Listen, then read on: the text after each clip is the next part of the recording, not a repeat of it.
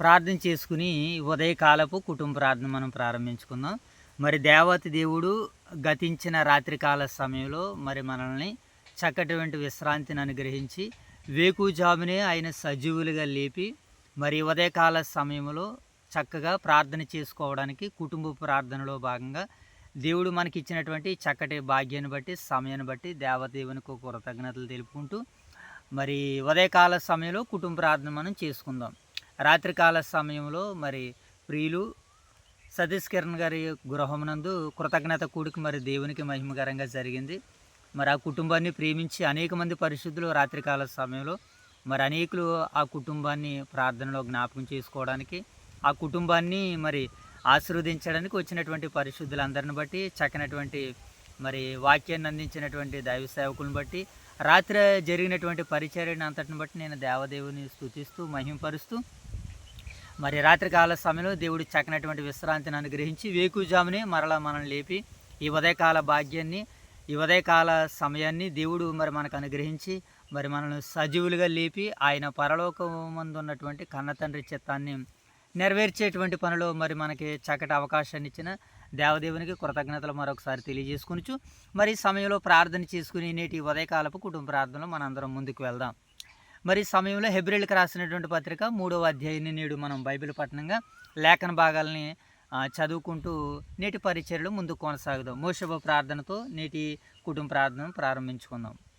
ప్రార్థన. మహాగణుడు మహానతుడు మా ప్రియ పర్లకు తండ్రి, మీ ఘనమైన ఉంటుందని శ్రేష్టమైన నామానికి వరాధనలో స్థితులు సాధన చేయని తండ్రి, ఇదిగోని తండ్రి ఉదయకాల సమయం తండ్రి, వేగుడు మీ తండ్రి, మీ సన్నిధి భాగ్యాన్ని, మీ సన్నిధి కాంతులు మా మీద ప్రకాశింపజేసినందుకు మీకు వేలాధనలో స్థితులు సాధన చేయని తండ్రి, ఇదిగోని తండ్రి ఉదయకాల సమయం తండ్రి, ఇదిగోని తండ్రి హెబ్రీయులకు రాసిన పత్రిక తండ్రి 3వ అధ్యాయం తండ్రి, మేము చదువుచుండగా నేర్చుకుంటుండగా మాకు సమృద్ధిమైన తెలియజ్ఞానం ప్రకటించిన తండ్రి, ఇదిగోని తండ్రి అధ్యాయంలో తండ్రి మేము ఆలోచన గురించి తండ్రి నేర్చుకుంటున్నాము తండ్రి, మాకు వారి గురించి తండ్రి మేము చక్కగా నేర్చుకున్నాం, మంచి భాగ్యాన్ని మాకు దయచేయండి తండ్రి.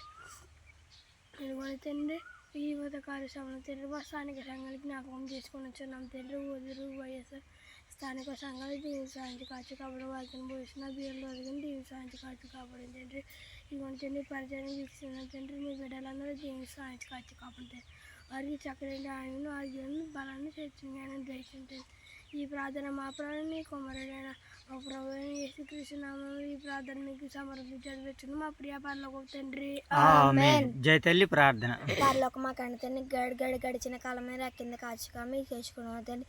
ఈ ఉదయకాల వేగులు మధ్య నీ సన్ని భాగ్యం, మీ సన్నిధి కాంతులు మా మీద ప్రార్థన చేసి మీకు చేర్చుకున్నాం తండ్రి. ఈ ఉదయకాల సమయంలో తండ్రి హెబ్రీయులకు రాసిన పత్రిక తండ్రి 3వ అధ్యాయం తండ్రి, మేము చదువుతుండగా నేర్చుకోవచ్చండి విని విడిచిపెట్టలే అవుతుంది మా హృదయ రాసుకునేలా చేయండి తండ్రి. ఉదయకాల సమయం తండ్రి ఈ లెసన్ బిడ్డలు అంచారు కానీ వారికి దయచేయండి తండ్రి. ఉదయకాల సమయంలో మాకు ప్రేమించే స్థానిక సంఘాన్ని జీవించి పోతురు వయసుకి సంఘాన్ని జీవించాలి సంఘ కాపని జీవించడం పోతున్న బీగులు రా కుటుంబాన్ని కూడా ఆశ్రయించాడు తండ్రి. 2 సంఘాల సేవకుని దీవించండి. నూతనంగా దర్శనం సేవలను దీవించండి తండ్రి. ప్రార్థన యేసుక్రీస్తు నామములో అడుగుతున్న ప్రార్థన ఆమేన్. మహాగణుడైన మా తండ్రి, మహోన్నతుడైన దేవ, పరిశుద్ధుడైన తండ్రి, మీ ప్రేమ కలిగిన నామానికి, కృప కలిగిన నామానికి వేలాది వందనాలు ప్రభువా. గత కాలంలో మీ యొక్క సహాయ సహకారాలు మాకు అనుగ్రహించి మమ్మల్ని నాయన ఆనందాలతో సంతోషాలతో మమ్మల్ని నింపి నడిపించి ఈ ఉదయకాల సమయంలో చక్కటి తరుణాన్ని, చక్కటి ఉదయకాలపు భాగ్యాన్ని నాయన మమ్మల్ని సజీవులుగా లేపి ప్రభావ మీ చిత్తానుసారంగా నడిపిస్తున్నందుకు, ఎంతవరకు కాచినందుకు, కాపాడినందుకు కృతజ్ఞతలు తెలుపుకుంటూ తండ్రి, ఈ సమయంలో కుటుంబంగా మేము నాయన మీ సన్నిధి భాగ్యాన్ని ఇచ్చారు ప్రభు, అందుని బట్టి కృతజ్ఞతలు తండ్రి. మరి ఈ సమయంలో హెబ్రీయులకు రాసినటువంటి పత్రిక 3వ అధ్యాయాన్ని నేడు బైబిల్ పఠనంగా మేము లేఖన భాగాలని చదవడానికి నేర్చుకోవడానికి సిద్ధపడుతుండగా మీ యొక్క పరిశుద్ధాత్మను మాకు తోడుగా సహాయంగా దయచేయండి. అలాగే ప్రార్థించిన 20 బిడ్డల్ని జ్ఞాపకం చేసుకోండి తండ్రి. అలాగే ప్రభు మీరు మమ్మల్ని ప్రేమించి ఇచ్చినటువంటి స్థానిక సంఘాలను, ఓదూరు వైఎస్ఆర్ నగర్లో ఉన్నటువంటి సంఘాన్ని, సంఘ బిడ్డలను, దైవ సేవకుల కుటుంబాలను, పెద్దల కుటుంబాలను, పరిచారకుల కుటుంబాలను, యవనస్తుల కుటుంబాలను, నూతనంగా బైబిల్ తర్ఫీదు అవుతున్నటువంటి యువ సేవకుల కుటుంబాలను మీరు దీవించి ఆశీర్వదించి కాచి కాపాడమని వేడుకుంటూ తండ్రి, ఉదయకాల సమయంలో జరబోతున్న యొక్క పరిచర్య అంతేనాయన మీకు మహిమకరంగా అనేక మంది బిడ్డలకు నాయన దీవెనకరంగా ఆశీర్వాదకరంగా మీరు జరిగించమని నడిపించమని ఈ ప్రార్థన మా ప్రభువును, మీ ప్రియకుమారుడు, మా రక్షకుడైన మా ప్రభు అయిన యేసుక్రీస్తు వారి నామంలో ఈ ప్రార్థన మీకు సమర్పిస్తున్నాము తండ్రి. ఆమేన్. రైట్, మంచిది నాయన.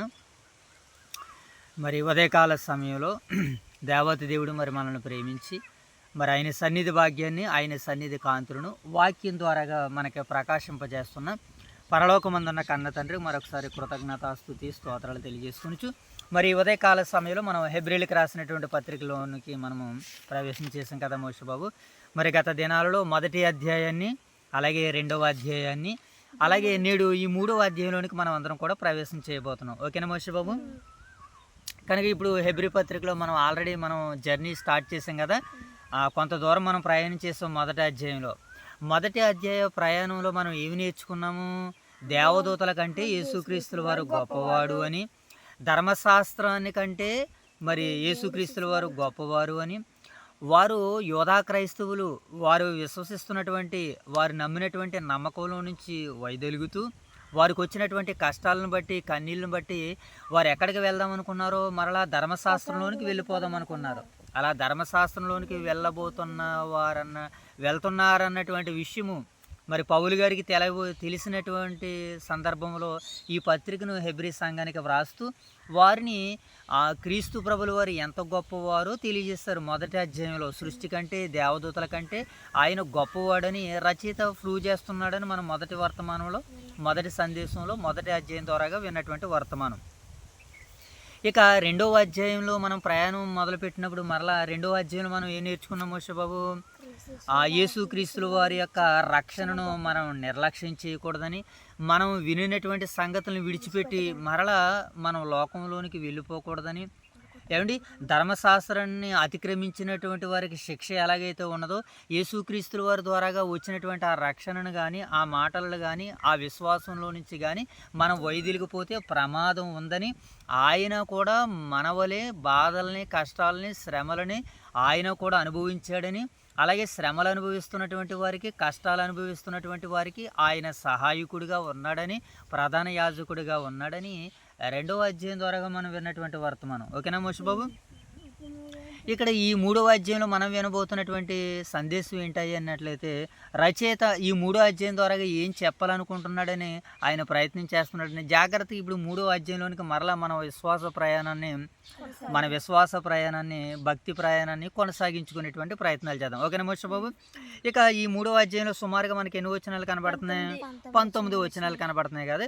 ఇప్పుడు ఈ 19 వచనాల నేపథ్యాన్ని, సందేశాన్ని, సారాంశాన్ని, వివరణ మనం తెలుసుకునేటువంటి ప్రయత్నాలు చేద్దాం. ఓకేనా? రైట్. ముందుగా ఈ అధ్యాయ నేపథ్యాన్ని చూద్దాం. ఈ పత్రిక ముందుగా ఎవరికి రాయబడదని మనం వింటున్నటువంటి వర్తమానము? వెరీ గుడ్, యోధా విశ్వాసులకు వ్రాయబడింది. వారు యేసుక్రీస్తుని విశ్వసించినటువంటి తర్వాత వారికి ఎదురైనటువంటి కష్టాలను బట్టి, మరి ఇబ్బందులను బట్టి వారు నిరుత్సాహపడుతున్నటువంటి సందర్భంలో మరి కొందరు ధర్మశాస్త్రం పద్ధతుల వైపు తిరిగి వెళ్ళిపోతున్న సందర్భంలో పౌలు గారు ఈ పత్రిక ద్వారాగా వారిని మరింత క్రీస్తులోనికి నడిపించడానికి, క్రీస్తు యొక్క గొప్పతనాన్ని చెప్పడానికి ఆయన ప్రయత్నం చేస్తున్నట్లుగా మనకి ఈ సందర్భంలో యేసుక్రీస్తుల వారి యొక్క గొప్పతనం ఏంటి చెప్పాలనుకుంటున్నాడు ఇక్కడ రచయిత, అపోస్తలుడైనటువంటి పౌలు గారు. యేసుక్రీస్తు మహిమను, ఆయన యొక్క శ్రేష్టతను, విశ్వాసములో నిలిచే అవసరాన్ని బోధిస్తున్నట్లుగా ఈ అధ్యాయం మనకు నేపథ్యాన్ని తెలియజేస్తుంది. ముఖ్యంగా ఈ మూడవ అధ్యాయం మనకి ఏమని తెలియజేస్తుందంటే, యేసుక్రీస్తు మోషే కంటే గొప్పవాడు. అవును కదా. పాత నిబంధన గ్రంథంలో మోషే గారంటే చాలా పేరెన్నికగాంచినటువంటి ఆయన. ఇస్రాయేలుకు మొట్టమొదటి నాయకుడిగా కనబడుతున్నాడు. 25 లక్షల కాల్బలాన్ని నడిపించిన వాడిగా కనబడుతున్నాడు ఆయన ఇశ్రాయేలు ప్రజల్ని. అలాంటి మోషే ధర్మశాస్త్రంలో ఇశ్రాయేలు ప్రజలకి మోషే గారు ఎంత గొప్పవాడో ఇక్కడ నూతన నిబంధన గ్రంథంలో ఈ 3వ అధ్యాయం ద్వారాగా మోషే గారి కంటే గొప్పవాడని చెబుతున్నాడు ఈ అధ్యాయంలో. ఓకేనా మోషే బాబు? యేసుక్రీస్తుల వారు మోషే కంటే గొప్పవాడు. ఏమండి ఇంకా మనము దేవుని స్వరాన్ని వినేవారిగా ఉండాలి. అవిశ్వాస హృదయం మనిషిని హృదయాన్ని కఠినపరుస్తుంది కనుక చివరి వరకు విశ్వాసములో నిలకడగా ఉండాలనేటువంటి విషయాల్ని బలంగా ఈ అధ్యాయంలో నేపథ్యం ద్వారాగా మనకు వినబడుతున్నటువంటి దేవుని మాట. ఓకేనా? రైట్. ఇది నేపథ్యాన్ని మనం ముగించుకుంటే ఈ అధ్యాయ వివరాల్లోనికి వెళ్దాం. మనం ఈ అధ్యాయాన్ని టూకీగా ఎన్ని వచనాలు ఉన్నాయనుకున్న మోషే బాబు? ఈ 19 వచనాలని ఒక 4 భాగాలుగా మాట్లాడుకునేటువంటి ప్రయత్నాలు చేద్దాం, ఓకేనా? మొదట 6 వచనాలు రచయిత ఏమని చెబుతున్నాడంటే విశ్వాసులను పరిశుద్ధ సహోదరులారా అని పిలుస్తున్నాడు. విశ్వాసులను ఏమని పిలుస్తున్నాడు ఆయన? పరిశుద్ధ సహోదరులారా అంటే యేసుని గమనించమని చెబుతున్నాడు అనమాట. యేసు వైపు చూడమని చెబుతున్నాడు మొదట 1 నుంచి 6 వచనాల్లో. కానీ యేసు ఏమంటే మోషే దేవుని ఇల్లంతట్లో నమ్మకమైనటువంటి వాడిగా ఉన్నాడు, అవును కదా? మోషే దేవుని ఇంట్లో విశ్వాసమైనటువంటి ఒక మంచి సేవకుడు. ఎవరో? మోషే గారు. మరి యేసుక్రీస్తుల వారు ఎవరో? ఆ ఇంటికే వారసుడు, ఇంటిలో యజమానుడిగా ఉన్నాడు. ఎవరో? సేవకుడిగా ఉన్నాడు మోషే గారు.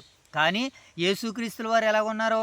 ఆ ఇంటి యజమానుడిగా ఉన్నాడు, ఇంటి నిర్వాహకుడిగా ఉన్నాడు, అధిక మహిమ కలిగినటువంటి వాడిగా ఉన్నారు. ఎవరైనా?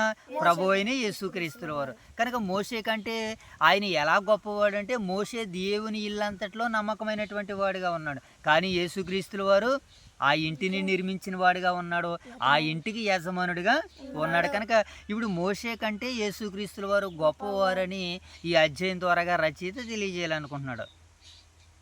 ఇక ముఖ్య భావం ఏంటంటే మోషే బాబు, మోషే సేవకుడు. మోషే ఎవరినైనా సేవకుడు. మోషే గారు మరి సేవకుడైతే యేసుక్రీస్తు వారు ఎవరో? ఆయన ప్రభువు, ఆయన రక్షకుడుగా ఉన్నాడు, అవును కదా? ఇది ఆత్మీయ బోధగా మనకి కనబడుతుంది. మన విశ్వాసం మనుషులపై కాదు క్రీస్తుపైనే ఉండాలి. మన విశ్వాసం ఎవరి మీద కాదంటే మోషే బాబు? మనుషుల మీద కాదు, మన విశ్వాసం క్రీస్తు మీదే ఉండాలి. మనము క్రీస్తునే చూడాలి. ఏ పరిస్థితుల్లో మోషే బాబు? అన్ని పరిస్థితుల్లో కూడా మనం ఎవరిని చూడాలంటే క్రీస్తు వైపే చూడాలి, క్రీస్తునే చూడాలి. నీ పరిస్థితులు ఎలాగున్నా, నీ సందర్భాలు ఎలాగున్నా, నీ స్థితిగతులు ఎలాగున్నా వాటిని అన్నిటినీ ఆయన ఏం చేయగలడు? ఆయన స్థితిగతులని మార్చగలడు, స్థానాలను మార్చగలడు, రాజును మార్చగలడు. ఎంత గొప్ప ప్రేమ నీది యేసయ్యా, నీలా ప్రేమించేది ఎవరయ్యా. ఆయన ఏం చేశాడు? ఈ పాటలో చరణంలో రాజుల అధికారాలను మార్చాడు. అధికారాలను మార్చినవాడా అని ఆ చరణంలో అమోఘంగా పాడగలుగుతాడు. కనుక యేసుక్రీస్తుల వారి వైపే చూడాలి, ఆయన వైపు మోషే బాబు గురి కలిగి చూడాలి, ఆయనని నిదానించి చూడాలని రచయిత మరి 1 నుంచి 6 వచనాల్లో ఆయన తెలియజేస్తున్నటువంటి మాట. ఇక 7 నుంచి 14 వచనాల్లో దేవుని స్వరాన్ని మనము వినేవారిగా ఉండాలి. దేవుని స్వరం వినబడుతున్నప్పుడు మన హృదయాలని కఠినపరుచుకోకూడదని 7 నుంచి 11 వచనాల్లో ఇక్కడ రాయబడింది. ఇక్కడ రచయిత ఇక్కడ ఏ సందర్భాన్ని లేవనెత్తుతున్నాడని అంటే కీర్తనల గ్రంథము 95వ అధ్యాయాన్ని ఇక్కడ ఉదహరిస్తూ ఈ 3వ అధ్యాయంలో ఆ అధ్యాయంలో రాబడినటువంటి వచనాలను ఇక్కడ హెబ్రీ పత్రికలో మరలా రచయిత ఇక్కడ ప్రస్తావిస్తున్నాడు. ఇశ్రాయేలు అరణ్యములో దేవుని అద్భుతాలను ఏం చేశారు? వాళ్ళందరూ కూడా కంటితో చూశారు. వాళ్ళందరూ కూడా ఇశ్రాయేల్ అందరూ కూడా ఏం చేశారు మోషే బాబు? అరణ్యములో దేవుని అద్భుతాలను కంటితో చూశారు, చెవులతో విన్నారు, హృదయంతో గ్రహించారు. అయినా దేవుణ్ణి ఏం చేశారు? వాళ్ళు శోధించారు. అయినా దేవుణ్ణి ఏం చేశారు మోషే బాబు? వాళ్ళు శోధించారు. ఉదాహరణకి ఇప్పుడు మన తల్లిదండ్రులు చిన్నప్పటి నుంచి మనకి ఎన్నో పెడుతూనే ఉన్నారు, ఎన్నోసార్లు మన గారాభంగా చూస్తూనే ఉన్నారు, మన అవసరాలను తీర్చారు, మన ఆనందాల్లో వారు పాలుభాగస్తులయ్యారు. అయినా సరే తల్లిదండ్రులు అంటే మనకి ఏంటి? ఇంకా నిర్లక్ష్యమే. ఇంకా తల్లిదండ్రులు మనం ఏం చేస్తాం? నాకు అది ఇవ్వలేదు, ఇది ఇవ్వలేదని తల్లిని తండ్రిని మనం శోధిస్తూ ఉంటుంటాం. ఇశ్రాయేలు ప్రజలు కూడా కంటితో ఆశ్చర్యకరమైనటువంటి అద్భుతాలను చూశారు. ఆకాశం నుంచి ఆహారం కురవడం ఏంటి? మన్నా రూపంలో వారికి ఏమండి? ఆకాశం నుంచి మరలా మాంసం కురవడం ఏంటి? పూరేడు పిట్టలను ఆహారంగా తినడం ఏంటి? మాంసాన్ని తినడం ఏంటి? ఇది ఆశ్చర్యం కాదా మోషే బాబు? ఆశ్చర్యం. బండ నుండి నీళ్ళు త్రాగడం ఏంటి? ఎర్ర సముద్రం నుంచి ప్రయాణం చేయడం ఏంటి? ఇవన్నీ ఆశ్చర్యాలైనా సరే వారు దేవుని కార్యాలను ఆయన వాళ్ళు ఏం చేయలేకపోయారు? ఆయన్ని శోధిస్తూ ఉన్నారు. ఏమండి? అవిశ్వాసంతో తిరుగుబాటు చేశారు వాళ్ళ మీద. మోషే బాబు ఎలాగా అవిశ్వాసంతో ఏం చేశారు నాన్న? వాళ్ళు తిరుగుబాటు చేశారు వాళ్ళు. కనుక నేడు మనం అలా ఉండకూడదు. మరి మనం ఎలా ఉండాలి? మన హృదయాన్ని దేవుని వైపు త్రిప్పుకునేటువంటి వారు ఉండాలి. దానికి ఫలితంగా వారు ఏం చేయలేకపోరు, వాగ్దాన దేశంలో ప్రవేశించలేకపోరు. ఈరోజు కూడా దేవుడు మన జీవితంలో ఎన్నింటినో ఒక ఆశ్చర్యకార్యాలు చేశాడు, ఎన్నో అద్భుతాలు చేశాడు. నేటికి ఈ రోజులుగా సజీవులుగా ఉన్నామనంటే మరి ఆయన మనకి చూపిస్తున్నటువంటి ప్రేమ కదా. ఆయన మనల్ని కాపాడినటువంటి విధానాన్ని జ్ఞాపకం చేసుకోండి. ఈరోజు ఏమండి ఇదే వయసులో ఉన్నటువంటి వారు ఎన్నో బలహీనతలు కలిగి ఉన్నారు, రోగాలు కలిగి ఉన్నారు, సమస్యలో ఉన్నారు, అప్పుల్లో ఉన్నారు, బాధల్లో ఉన్నారు. ఏమండి జీవనోపాధి పనులు ఏమండి అవయవాలను పోగొట్టుకున్నటువంటి వారుగా ఉన్నారు. కనుక ఇన్ని రకాలుగా మనల్ని కాపాడుతున్నప్పుడు, ఇన్ని రకాలుగా మనల్ని రక్షిస్తున్నప్పుడు ఇంకా నాకు అది లేదు, ఇది లేదు, నాకు అనుకూలంగా లేదని ఇశ్రాయేలు మాదిరిగా ఒకవేళ మనం ఉన్నామేమో ఈ మాటలను బట్టి. ఓకేనా. ఇప్పుడు మనకి 7-11 వచనాలు సెలవిచ్చేటువంటి మాట ఏంటంటే వాళ్ళు దేవుణ్ణి శోధించారు, వారు అవిశ్వాసంతో తిరుగుబాటు చేశారు, కనుక వాగ్దాన దేశంలోనికి వెళ్ళలేకపోయారు. కనుక ఇప్పుడు ఈ హెచ్చరిక ఏంటంటే ఈ దినమున నేడు అనబడు మీరు ఆయన శబ్దం వినగానే, ఆయన స్వరం విని ఎడల మీ హృదయాలను కఠినపరుచుకొనకూడని దేవుడు వాగ్దానాన్ని చేస్తున్నాడు. అవును కదా మోషే బాబు. ఇప్పుడు దేవుని స్వరం వినబడుతున్నప్పుడు మనము ఏం చేయాలి, ఆయన స్వరాన్ని ఆలకించేవారిగా ఉండాలి. నేడు అనబడి శబ్దం వినబడినటువంటి ఎడల మీరు ఏం చేయాలి, ఆయన మాటలని జాగ్రత్తగా ఉండాలి, మీ హృదయాన్ని కఠినపరచుకోవద్దు అంటున్నాడు. ఇశ్రాయేలు ప్రజలు ఏం చేశారు మోషే బాబు, వారు హృదయాన్ని కఠినం చేసుకున్నారు. అందుకని ఆత్మీయ బోధ ఏంటంటే దేవుని వాక్యాన్ని విన్నప్పుడు మనం వెంటనే విధేయత చూపాలి. ఇక చెప్పినప్పుడు మరొకసారి చెప్పించుకునే విధంగా ఉండకూడదు అని 7-11 వచనాలు మరి ఇక్కడ ఈ భాగాలు మనకి సెలవిస్తున్నాయి. ఇక చివరిగా అవిశ్వాస హృదయంతో జాగ్రత్తగా ఉండాలి. ఎలాంటి మోషే బాబు, అవిశ్వాస హృదయం మనల్ని ఏం చేస్తుంది, దేవునికి దూరం చేసే అవకాశం ఉంది. కనుక మనము అవిశ్వాస హృదయంతో ఉండకూడదు, జాగ్రత్త పడాలని 12-15 వచనాలు ఈ భాగాలు మనకి సెలవిస్తున్నాయి. ఓకేనా మోషే బాబు. 12-15 వచనాలు ఇక్కడ విశ్వాసులకు హెచ్చరిక ఇస్తున్నాడు. విశ్వాసులకు ఏం చేస్తున్నాడు ఆయన, పాపం ఏం చేస్తుందంటే మనల్ని మోసం చేస్తుంది. పాపం ఏం చేస్తుంది మోషే బాబు, హృదయాన్ని కఠినపరుస్తుంది. ఏమండి చివరికి దేవుని నుండే దూరం చేస్తుంది. అంటే ఏంటది, అవిశ్వాసము. కనుక మనము అవిశ్వాస హృదయముతో ఉండకూడదు. ఒకవేళ అవిశ్వాసతో హృదయముతో ఉన్నామనుకోండి, మనం ఏం చేస్తుంది, మనల్ని పాపము చేసేటట్టుగా చేస్తుంది. పాపం ఏం చేస్తుంది, మోసం చేసేటట్టు ప్రేరేపిస్తుంది. మోసం ఏం చేస్తుంది, హృదయాన్ని కఠినపరుస్తుంది. హృదయం ఏం చేస్తుంది, దేవునికి దూరం చేస్తుంది. ఇశ్రాయేలు కూడా అలాగే వెళ్ళిపోయారు. కనుక నేడు మీరు కూడా క్రీస్తును అంగీకరించినటువంటి తర్వాత ఇక మరలా ధర్మశాస్త్రం వైపు కానీ లోకం వైపు కానీ మీరు కూడా చూశారు అని అంటే మీ హృదయాలు కఠినమైపోతాయి, మీరు అవిశ్వాస పాత్రులైపోతారు. కనుక మీరు దేవుని విడిచిపెట్టేవారు అయిపోతారు. కనుక దేవునికి దూరంగా కాకుండా ఆయనకి దగ్గరగా ఉండాలంటే ఆయన ఇష్టానుసారంగా బ్రతకాలని 12-15 వచనాల్లో మరి ఇక్కడ రచయిత మాట్లాడుతున్నాడు. అందుకనే మనం ప్రతిరోజు ఒకరినొకరు ఏం చేసుకోవాలంటే ప్రోత్సహించుకోవాలంటే ఒకరినొకరు బుద్ధి చెప్పుకోవాలి. ఎందుకు, విశ్వాసంలో నిలబడాలి. కనుక ఇప్పుడు ముఖ్య వచనం ఏంటంటే మొదట మనకు కలిగిన దృఢ విశ్వాసమును అంతం మట్టుకు స్థిరముగా నిలిచిన ఎడల మనము ఆయన రాజ్యంలోనికి ప్రవేశించదు అన్నటువంటి మాట మనకి కనబడుతుంది.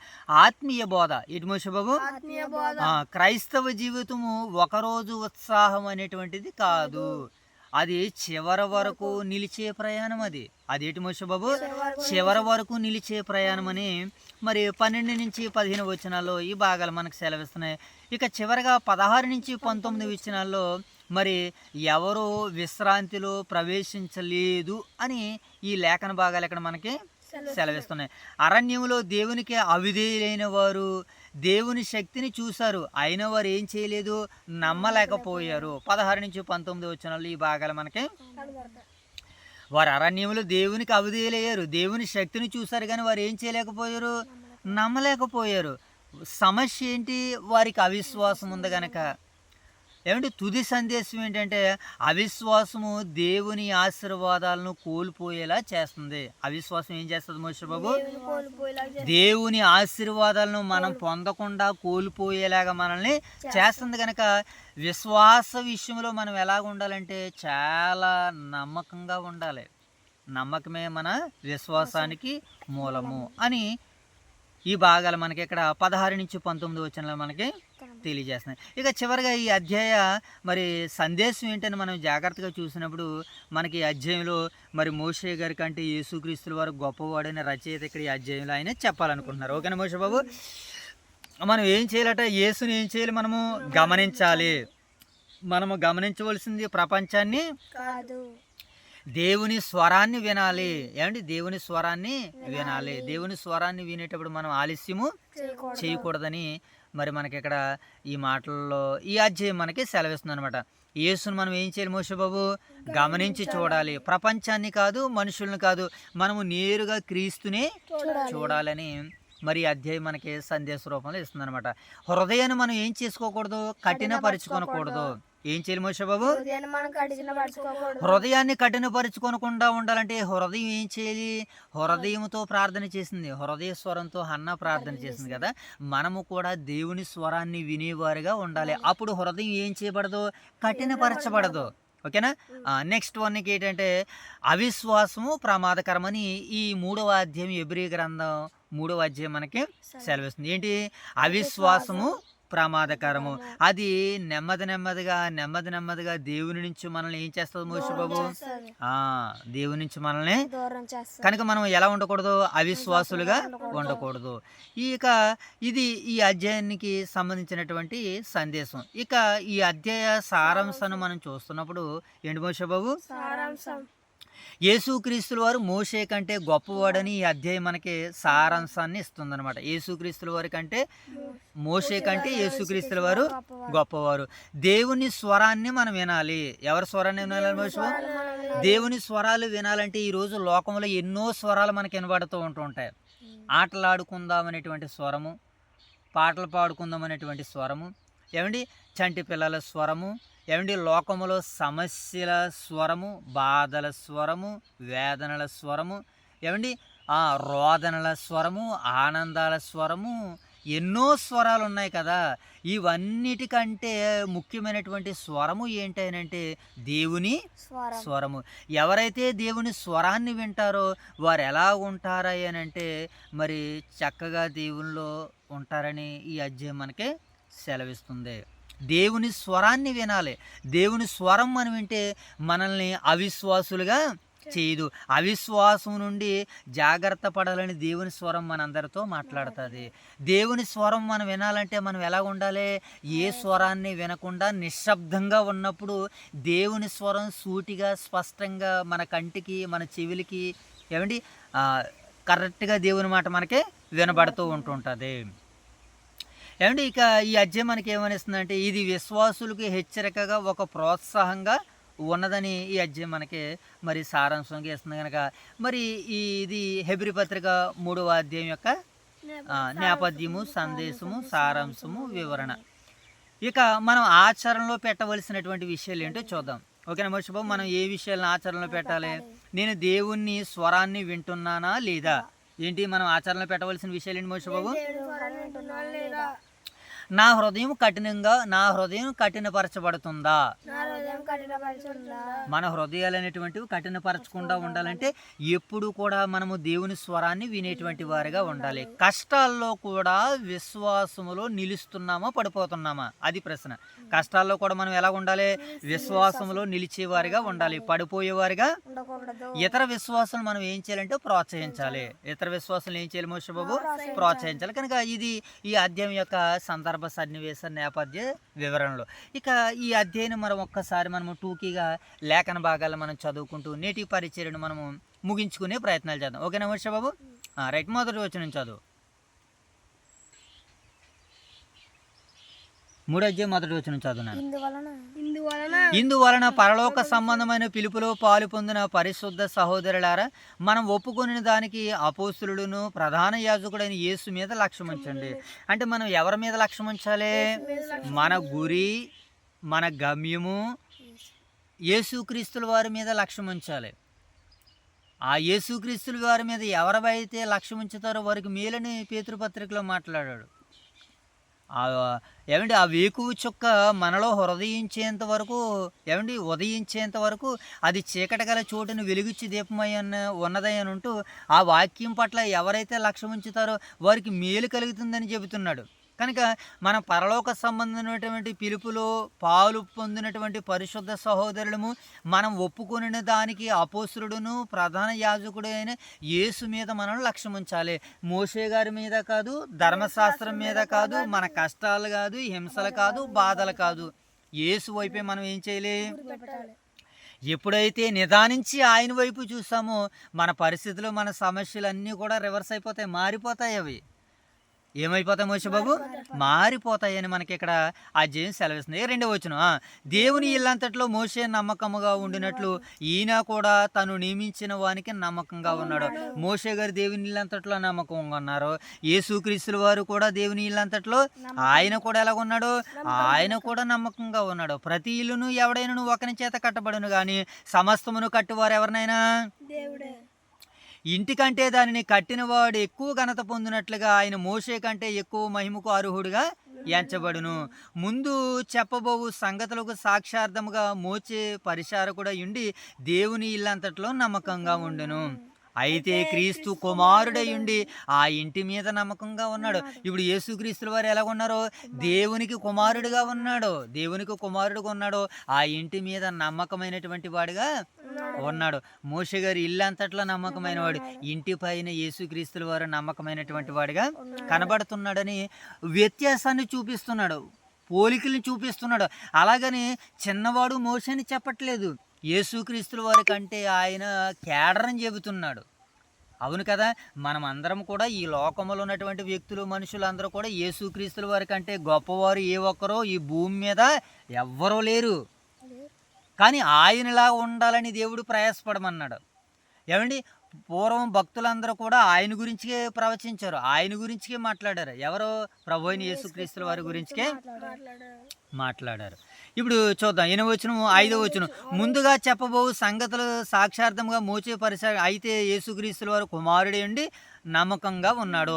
ధైర్యమును నిరీక్షణ వలన ఉత్సాహమును తుదమట్టుకు స్థిరముగా చేపట్టిన ఎడల మనమే ఆయన ఇల్లు. ఇప్పుడు మనము కూడా ఆయన ఇల్లుగా మారాలంటున్నాడు రచయిత గారు. హెబ్రీ పిల్లలు, హెబ్రీ విశ్వాసులు, హెబ్రీ క్రైస్తవులు ఏమనుకుంటున్నారంటే విశ్వాసంలో వైద్యులకు పోవాలనుకుంటున్నారు. అవును, విశ్వాస విషయంలో మనము కూడా విశ్వాసంలో ఎదుగుతున్నప్పుడు కొన్ని విషయాలు మనల్ని కూడా గందరగోళం పెడుతూ ఉంటుంటాయి. అవును కదా, అలాంటి బలహీనతలు వచ్చినప్పుడు, గందరగోళం వచ్చినప్పుడు మనం ఎవరిని చూడాలంటే మనల్ని కొంతమంది ఏం చేస్తూ ఉంటుంటారు, కలవర పెడుతూ ఉంటుంటారు. కలవరపెడే వ్యక్తులను మనము చూడకూడదు, కరుణ చూపే క్రీస్తుని మనము చూడాలి. మోషే గారు ఏమండి యేసుక్రీస్తుల వారు దేవుని ఇల్లంతట్లో నమ్మకంగా ఉన్నారు కదా, మనమును కూడా మన విశ్వాసాన్ని యేసుక్రీస్తుల వారి వైపు మనం చూస్తే మొదటగా ధైర్యమును నిరీక్షణ వలన ఉత్సాహమును తుదమట్టుకు స్థిరముగా చేపట్టిన ఎడల మనమే ఆయన ఇల్లు. వాళ్ళు ఇరువురు కూడా దేవుని ఇల్లుగా అయ్యారు కదా, మోషే గారు, యేసుక్రీస్తుల వారు. ఇప్పుడు మనము కూడా నమ్మకంగా ఈ పరిచర్యలు ఉంటే, ఈ కష్టాలన్నింటినీ తట్టుకుంటే మనము కూడా ఇప్పుడు ఎవరి ఇల్లు అవుతాం? దేవుని ఇల్లు అవుతామని చెప్తున్నాడు అనమాట. ఇప్పుడు 7వ వచనం, మరియు నేడు మీరు ఆయన శబ్దం విని ఎడల అరణ్యములో శోధించిన శోధన దినమందు కోపం పుట్టించినప్పటి వలె మీ హృదయములను కఠినపరచుకొనకుడి. ఏం చేయొద్దంటున్నాడు? మీ హృదయాలను కఠినపరచుకోకండి.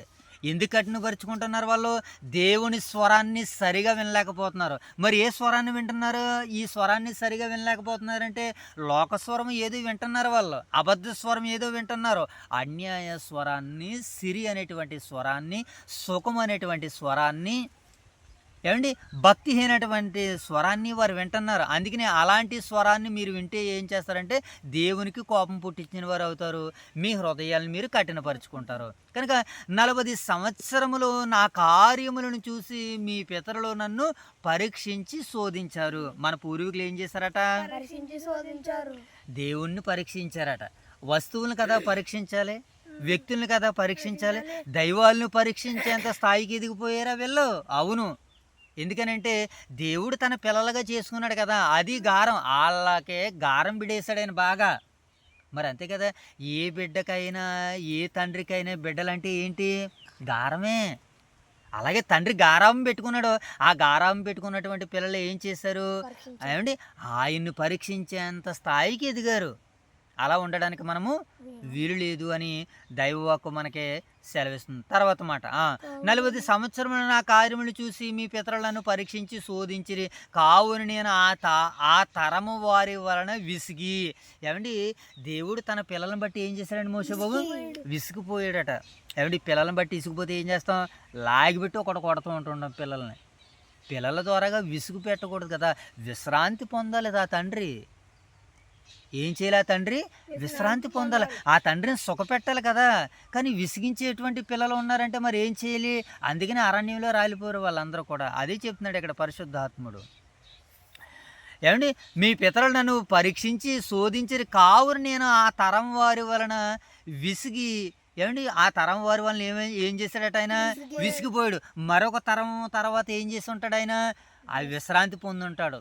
ఈ భూమి మీదకి వచ్చి తండ్రిని సంతోషపెట్టే మనుషులు ఎవరైనా ఉన్నారు అని అంటే ఇదిగో వారిలో మొదటి వారిగా తండ్రి అయినటువంటి కుమారుడైనటువంటి యేసుక్రీస్తుల వారు కనబడుతున్నట్లుగా మనకి దైవలేఖనాలు సెలవిస్తున్నాయి. ఓకే, తర్వాత వచ్చిన చదువును. సహోదరులారా, జీవము గల దేవుని విడిచిపోవునటి విశ్వాసము లేని దుష్ట హృదయము మీలో ఎవరిదైనను ఒకవేళ ఉండినేమని జాగ్రత్త పడండి. మీరు జాగ్రత్త పడండి. విశ్వాసం లేని దుష్ట హృదయాలు మీలో ఎవరినైనా ఉన్నాయా? దుష్ట హృదయాలు ఎందుకు వచ్చేసినాయి మోషే బాబు? దేవుని స్వరాన్ని వినకపోతే ఇవే వస్తాయి. మనకేం వస్తాయి? దుఃఖ స్వరాలు వస్తాయి. మన హృదయాలు కఠినమైపోతాయి.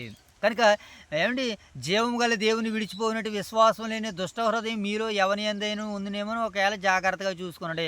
నేడు మీరు ఆయన శబ్దం విని ఎడల, అనగా ఆయన స్వరము విని ఎడల కోమ పుట్టించినప్పటి వల్లే మీ హృదయాల్ని కఠినపరుచుకొనకూడని ఆయన చెప్పెను. గనుక పాపం వలన కలుగు భ్రమచేత మీలో ఎవడనో కఠినపరచకుండునట్లు. కొంతమంది కఠిన హృదయలైపోతారు. ఎందుకో తెలుసా? పాపం వలన కలుగు భ్రమచేత. పాపం ఏం చేస్తుంది మోషే బాబు? దేవుడు భ్రమపరుస్తాడా? ధైర్యపరుస్తాడా? భ్రమపరచడు. దుష్టుడు ఏం చేస్తాడంటే భ్రమపరిచేటువంటి పని చేస్తాడు. కనుక అంటున్నాడు, కోపం పుట్టించినప్పటి వల్ల మీ హృదయములను కఠినపరచకూడదని అని చెప్పాను. గనుక పాపం వలన కలుగు భ్రమచేత మీలో ఎవడనూ కఠినపరచకుండానట్లు నేడు అనబడి సమయం ఉండగానే ప్రతిదినము ఒకరికొకడు ఏం చేయాలట మోషే బాబు? బుద్ధి చెప్పుకొనడి. ఎలయనగా మనకున్న దృఢ విశ్వాసము అంత మట్టుకు స్థిరముగా చేపట్టని ఎడల మనమే ఆయన ఇల్లు అని మాట్లాడుతున్నాడు. ఓకేనా మోషే బాబు? తుదమటుకు గట్టిగా చేపట్టిన ఎడల క్రీస్తులో పాలువారిపై ఇందుము. 16 వచనం. విని కోపం పుట్టించిన వారెవరో? మోషే చేత నడిపింపబడి ఐగుప్తులో నుండి బయలుదేరి వచ్చిన వారే కదా. ఎవరి మీద ఆయన 40 ఏండ్లు కోపగించును? పాపం చేసిన వారి మీదనే కదా. వారి శవములు అరణ్యములో రాలిపోయిను. తన విశ్రాంతిలో ప్రవేశింపరని ఎవరిని గూర్చి ఆయన చేసును? అవిధేయులైన వారిని గూర్చే కదా. కాగా అవిశ్వాసము చేతనే వారు ప్రవేశించలేకపోయారని గ్రహించుకొనిచున్నాము. అంటే మనకు అంటే ముందున్నటువంటి భక్తిపరులు, ఏమండి విశ్వాసులు, వీళ్ళందరూ అది మనకంటే ముందున్నటువంటి భక్తిపరులు, దేవుని కొరకు బ్రతికినటువంటి వాళ్ళందరూ కూడా ఏం చేయలేకపోయారట? విశ్రాంతిలో ప్రవేశించలేకపోయారట. ఏమండి, దేవుని కొరకు చక్కగా బ్రతికేనటువంటి వారు కూడా మరి విశ్రాంతిలో ప్రవేశించలేదంటే ఇప్పటికే విశ్రాంతిలో ఏమండి నరకంలో ఎవరో వెళ్ళదు, కానీ దేవుని కొరకు బ్రతికినటువంటి వారు అందరూ కూడా విశ్రాంతిలోనే ఉన్నారు. అయితే అవిశ్వాసులను, దేవునికి అవిధేయులను, వీళ్ళందరూ కూడా దేవుని విశ్రాంతిలో ప్రవేశించలేదు. కారణం ఏంటి? వాళ్ళకి విశ్రాంతి ఎందుకు ఉంటుంది? విశ్వాసముతో పనులు చేసినటువంటి వారికే విశ్రాంతి. మరి విశ్వాసం కాకుండా అవిశ్వాసాన్ని దుష్ట హృదయంతో దేవుని విశ్రాంతిలో కాగా అవిశ్వాసము చేతనే వారు ప్రవేశింపలేకపోయారని గ్రహించుకొనిచున్నాము.